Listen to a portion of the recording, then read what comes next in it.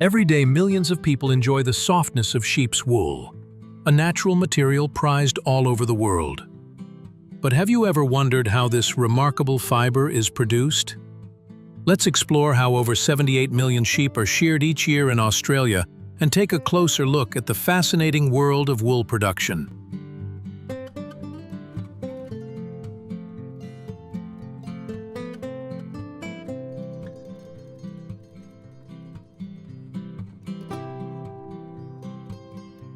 Globally, sheep produce between 2 to 3 million tons of wool annually.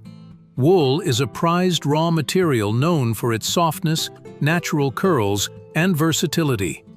It's one of the most widely used fibers worldwide, thanks to its durability, wrinkle resistance, and ability to retain its shape. Wool also absorbs moisture and insulates against both heat and cold, making it ideal for garments like sweaters and coats. It's naturally resistant to dirt, flame, abrasion, and wear, yet easy to clean.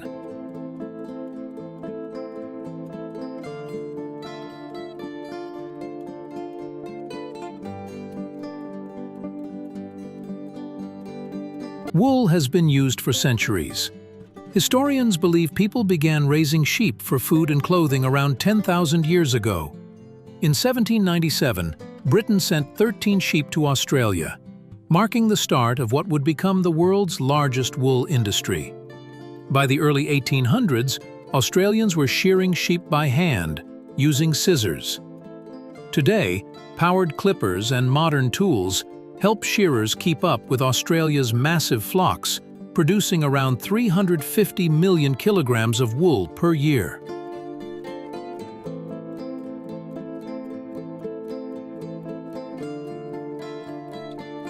The process begins with sheep farming and careful animal handling.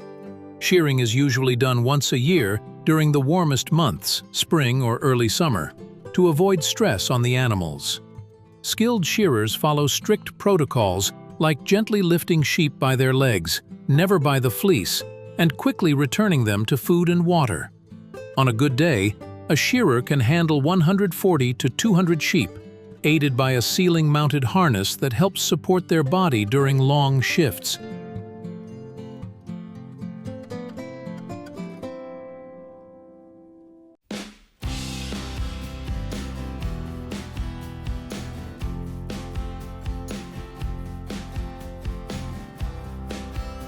Shearers begin by removing the rough belly wool, then aim to shear the rest in a single piece, called a fleece.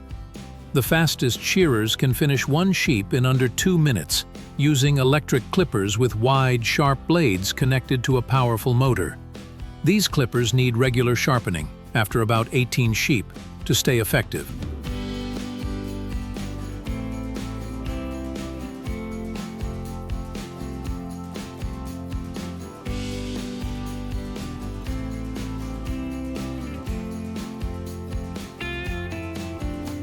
Each sheep yields between 1 to 3 kilograms of fine wool or up to 3 kilograms of coarse wool, depending on the fleece. Freshly shorn wool contains lanolin, natural wool grease, dead skin, and short fibers. Workers place each fleece skin side down on a slatted table, allowing debris to fall through, while specialists trim off the dirty edges. The wool is then sorted by color and fiber fineness. Finer wool, like merino, is used for luxury garments, while coarser wool may go into carpets or industrial products.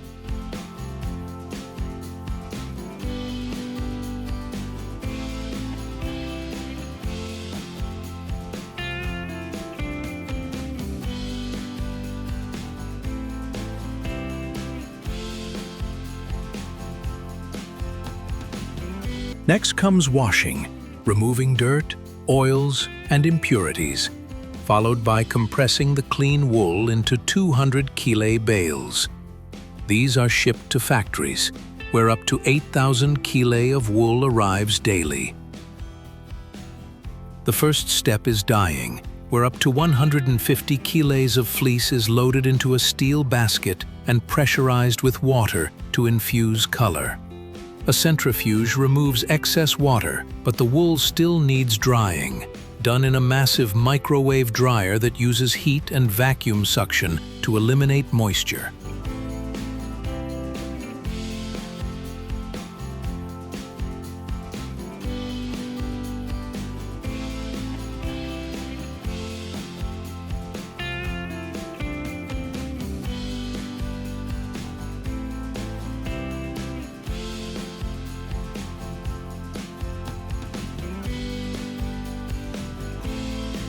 Once dried, the wool is brushed in a process called carding.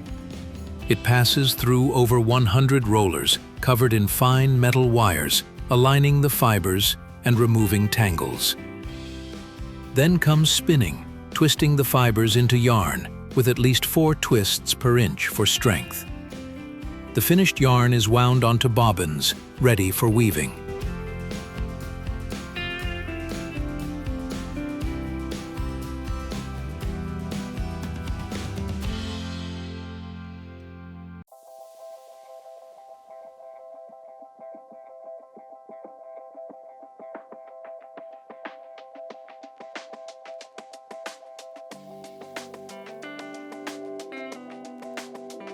Wool fabric consists of 2 thread directions, warp, vertical, and weft, horizontal, interlaced to create the base pattern. Once woven, wool textiles are packed and shipped for use around the globe.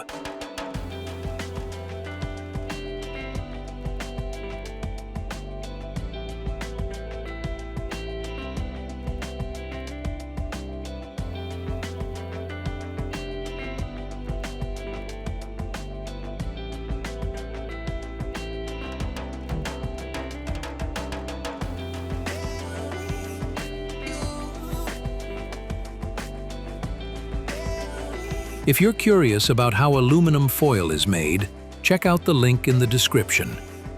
If you enjoyed this video, give it a thumbs up, share it with someone interested, and don't forget to subscribe and turn on notifications to keep learning.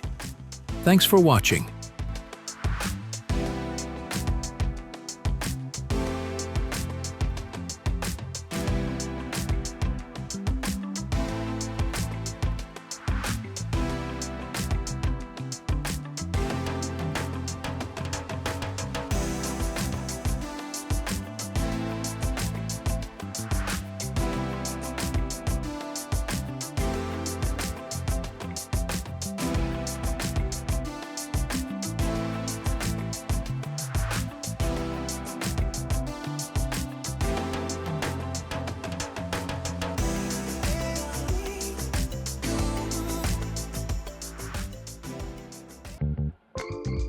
Amidst the strong development of modern agriculture, when clean food and natural values are becoming a global consumption trend in China, there is wild boar farming.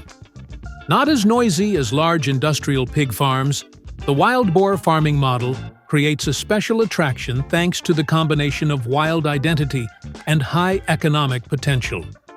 With delicious meat, low fat, and superior nutritional content, wild boar not only conquers the taste of consumers. The development journey of this livestock industry is an interesting story of innovation, adaptation, and making the most of nature's potential. Raising wild boars has many unique characteristics compared to raising domestic pigs. Wild boars are wild by nature, have high resistance, and are rarely sick, but are also very alert and easily agitated. They are suitable for a near-natural environment. The barn needs to be solidly built, with plenty of space for the pigs to move around and maintain their instincts. Piglets are very sensitive to the weather and are susceptible to disease if the barn is not clean and the temperature is not stable.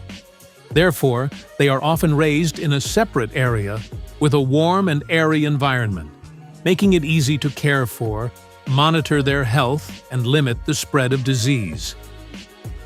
Adult pigs from 4 to 5 months old and up will be fed a diet of pureed green vegetables mixed with bran powder to ensure nutrition and aid digestion.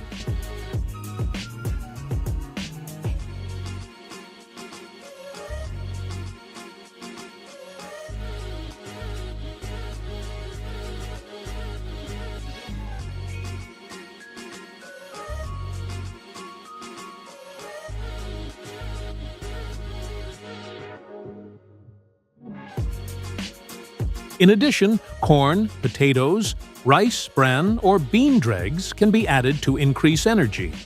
This diet helps pigs grow healthy, have firm meat, and retain the natural wild characteristics of wild boars.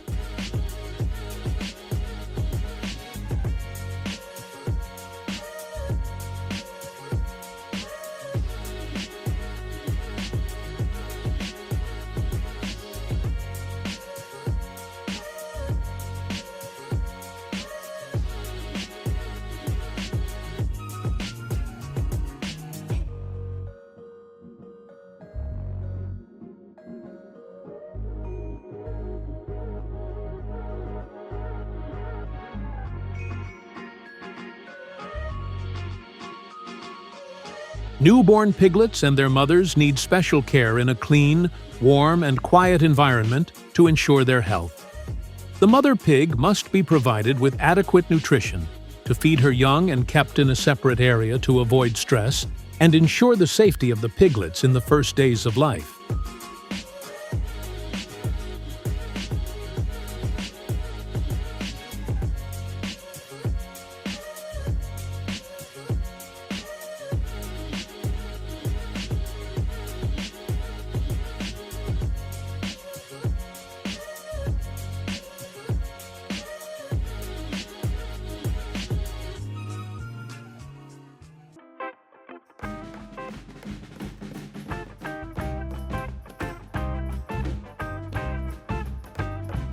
Each pig is usually pierced in the ear to easily manage, monitor, and distinguish each individual during the breeding process, and to avoid getting lost when raised freely in the forest.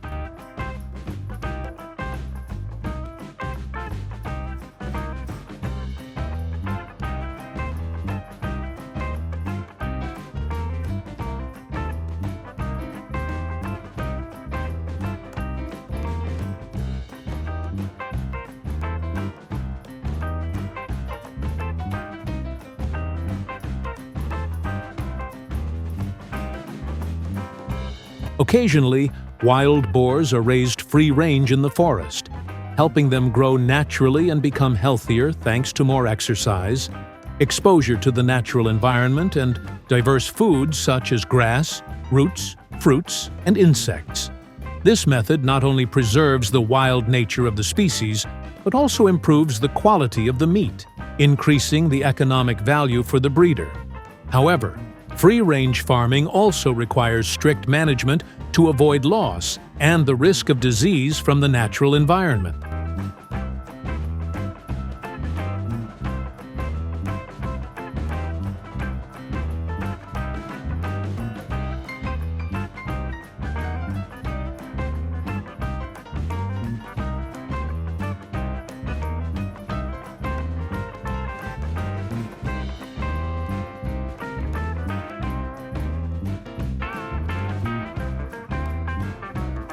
Pigs that meet the required weight and size will be selected for sale.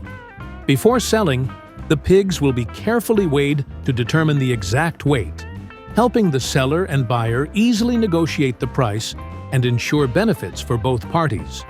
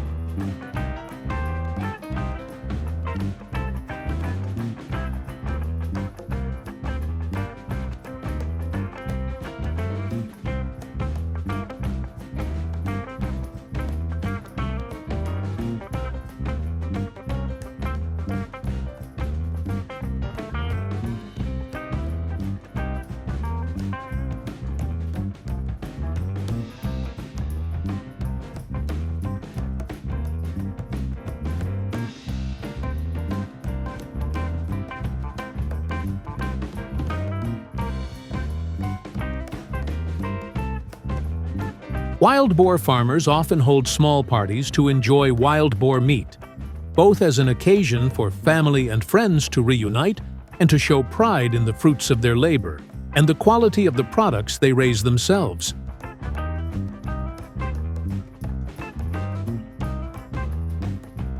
Wild boar meat is rich in protein, low in fat and cholesterol, and provides many vitamins and minerals to help strengthen health and the immune system.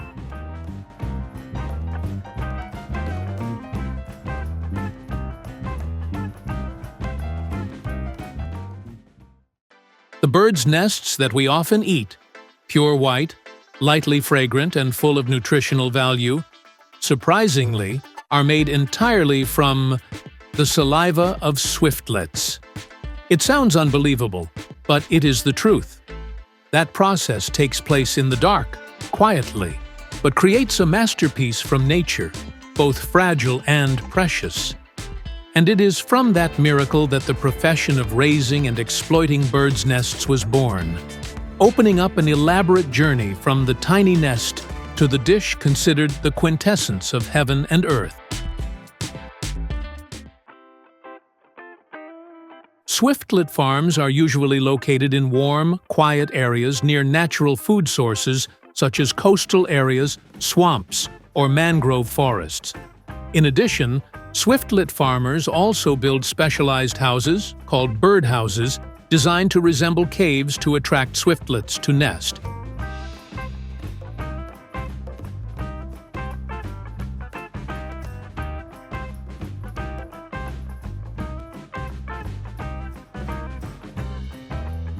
Swiftlets are considered the most patient and skillful artisans. Unlike other species, swiftlets do not need straw or branches to build their nests. Rather, they use their saliva to create a nest that is as shiny as silk. Each nest is a masterpiece of nature.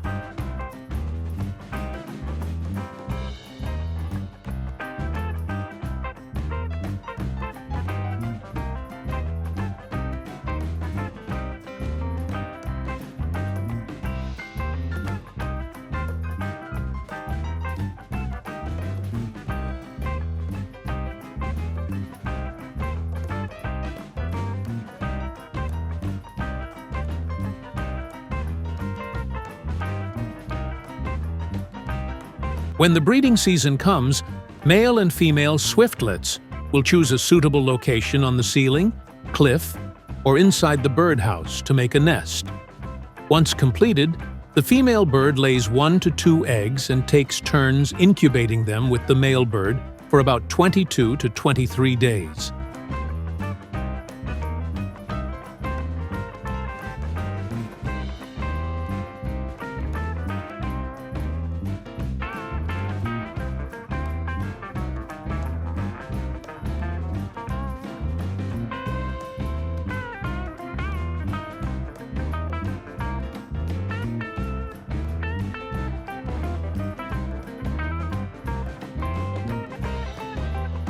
The nests are collected after the young birds have left the nest, ensuring that they do not affect the breeding process.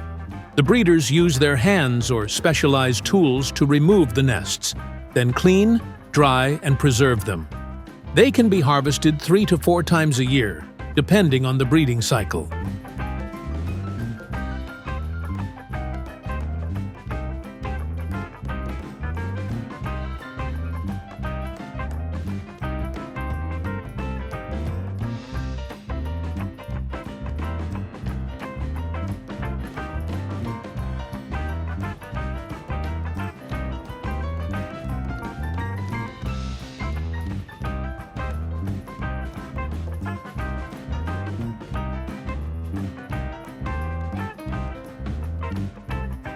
After harvesting, the birds' nests are cleaned in a specialized place using carefully sterilized tools. They are then classified based on the amount of feathers, with nests containing fewer feathers separated from those with more.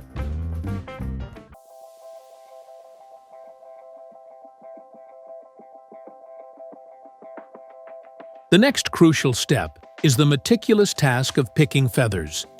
Workers, with skillful hands and sharp eyes, Carefully remove each feather and impurity.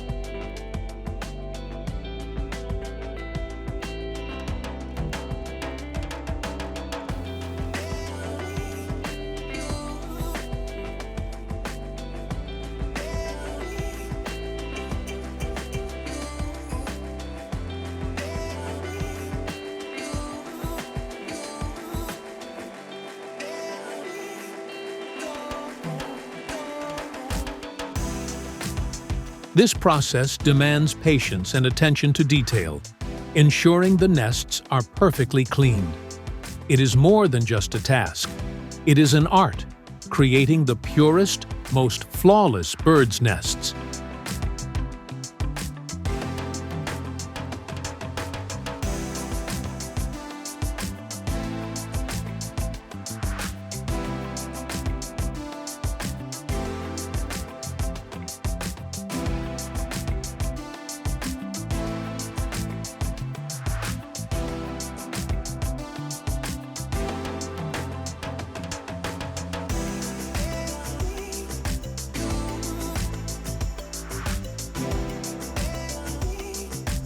Nests with fewer feathers will be packaged immediately, with a minimum weight of about 10 to 15 grams per nest.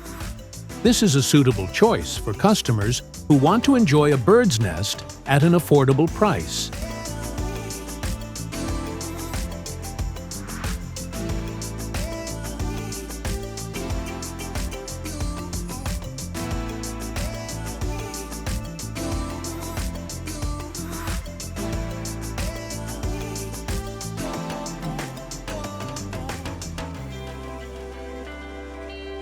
During the picking process, workers will wash the bird's nest with water to easily remove small feathers, thereby saving time and focusing on picking larger feathers.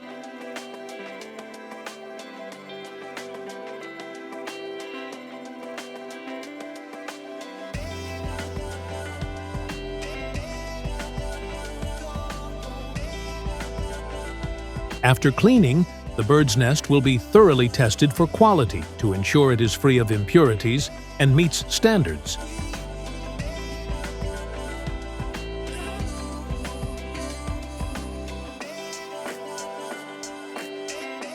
After passing quality inspection, birds' nests are packaged for sale.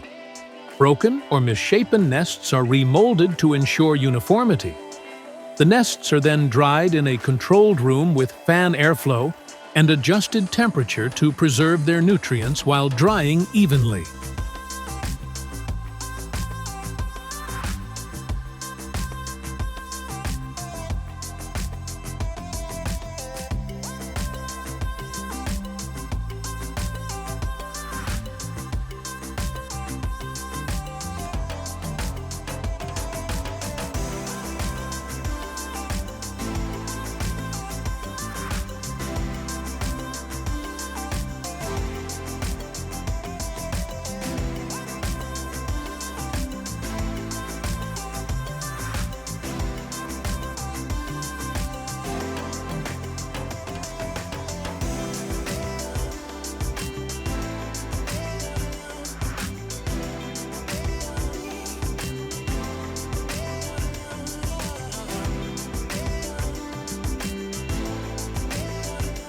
After drying, the bird's nest will be carefully packaged. Each bird's nest is placed in a specialized box or bag, stored in dry, clean conditions.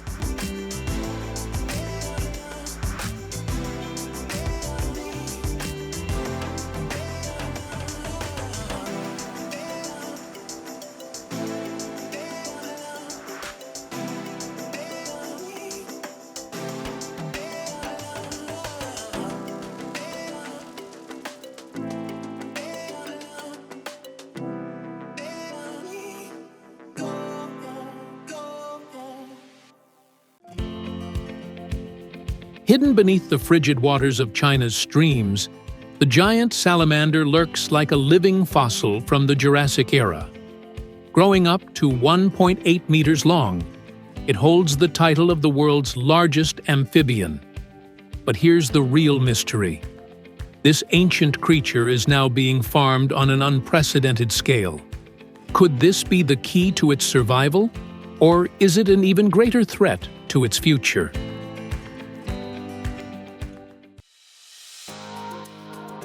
In China, giant salamanders, Andreas davidianus, are extensively farmed for both commercial use and conservation efforts.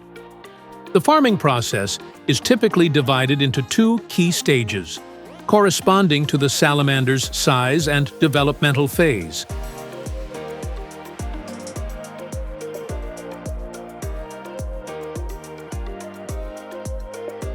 Salamanders are usually kept separately according to size and age to ensure appropriate space and environment. This helps to avoid aggression between large and small animals and makes it easier to control the diet and living conditions of each group.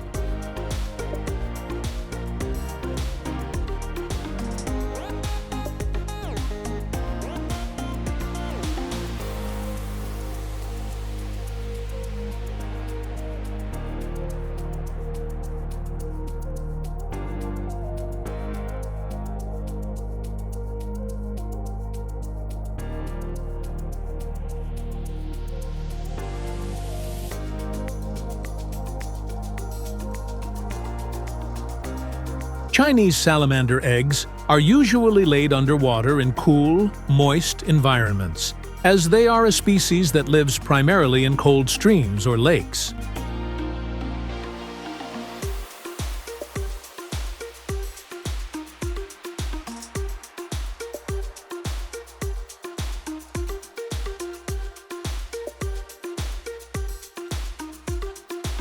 Retrieving the eggs and transferring them to an incubation tank helps protect them from the elements and increases their chances of hatching successfully.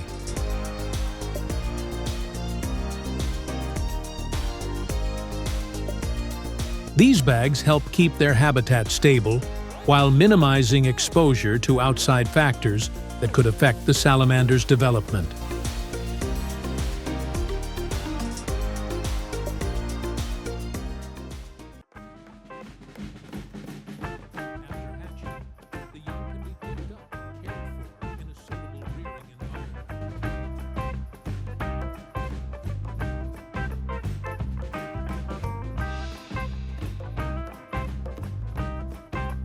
To ensure that your giant salamander grows healthily indoors, the water temperature should be maintained at a constant range of 16 to 22 degrees Celsius.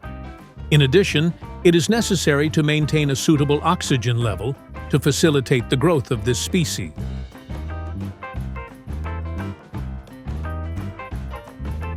In captivity, their food can be live animals, such as earthworms, baby fish, or even prepared food specifically for amphibians.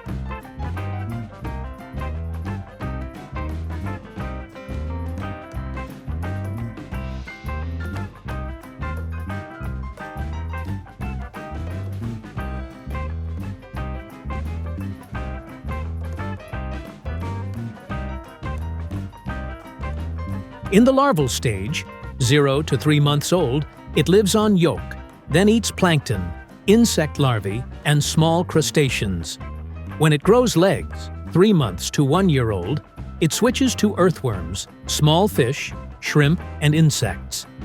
In the juvenile stage, 1 to 3 years old, it can eat small frogs, crabs, larger fish, and sometimes other salamanders if food is scarce. When entering the first year, the salamander reaches a length of 30 to 50 centimeters. Its hunting ability improves significantly. At this time, they can be brought to an outdoor environment, such as an artificial lake or an outdoor cage for more comprehensive development.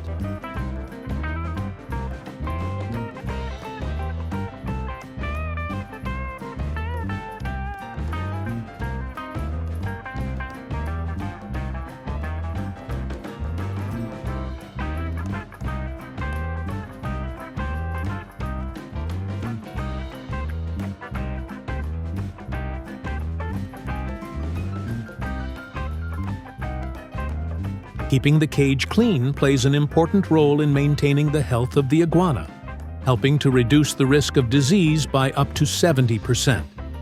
Every week, it is necessary to change 30 to 50% of the water. Combined with regular filtration and removal of leftover food to maintain a clean living environment, prevent bacteria and mold, support the digestive system, and ensure a stable growth rate.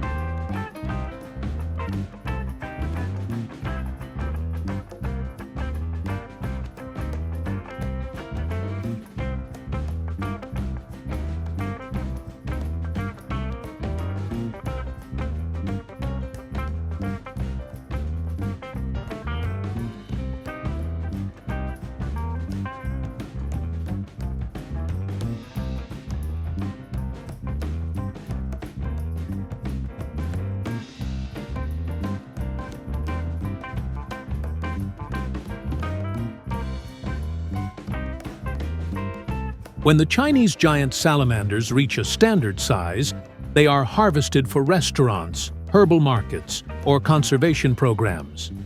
Farmers collect the salamanders in carts and transport them to weighing stations for accurate counting before sending them to market.